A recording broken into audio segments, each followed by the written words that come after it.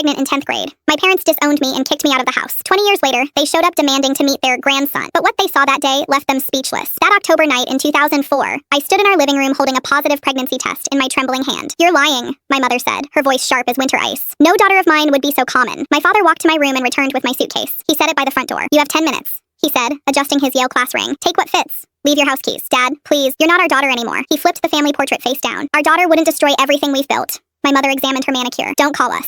Don't come back. We'll tell everyone you're studying abroad." Owen, the boy who'd promised me forever, had already been accepted to Stanford. His parents had lawyers. He blocked my number the day I told him. 10 minutes to pack up 17 years. I grabbed clothes, my grandmother's necklace, and the $227 from my jewelry box. I slept in Riverside Park for 3 nights. Then Elena Rossi found me, a widow in her 70s walking her poodle at dawn. "Child, you're going to freeze to death out here." She sat on that cold bench and held me like I mattered. "I lost my daughter 5 years ago. Car accident. She was pregnant too. She drove me to her house. This room is yours now. No questions, no conditions." Elena didn't just give me shelter. She gave me a future. While my parents told their country club friends I was studying in Switzerland, I was learning to breathe again. My son Sigert arrived during a February blizzard. Elena held my hand through 18 hours of labor. "He's brilliant," she declared. "I can see it in his eyes." She wasn't wrong. Sigert walked at 9 months, read at 3. Elena owned 3 restaurants and taught me everything. Inventory, scheduling, profit margins. You're learning to run an empire. At 16, Harvard Medical School accepted Sigert early admission. At 20, he became the youngest chief of cardiac surgery in state history. That's when the Springfield Gazette ran the headline with his photo, using my maiden name, Dr. Sigert Harrison. Within hours, my mother's voice after 2 decades. "Olivia, we need to discuss our grandson. Not your son, our grandson." Like property they'd suddenly remembered. They started sending expensive gifts to the hospital. A Rolex,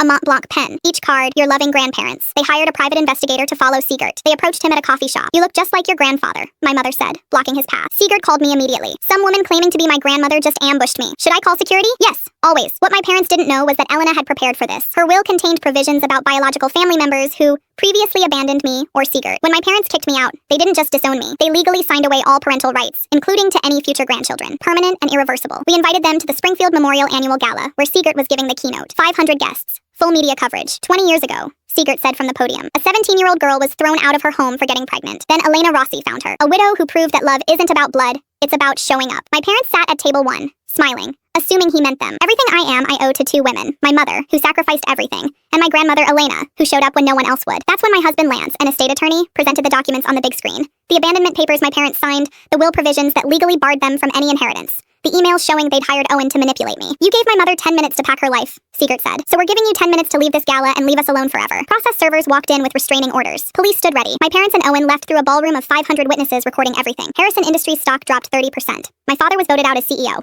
They moved to Arizona to live in my aunt's guest house. 6 months later, we gathered for weekly family dinner. The tradition Elena started. Sigert carved the roast. Lance poured wine. We toasted beneath Elena's portrait with her Waterford crystal.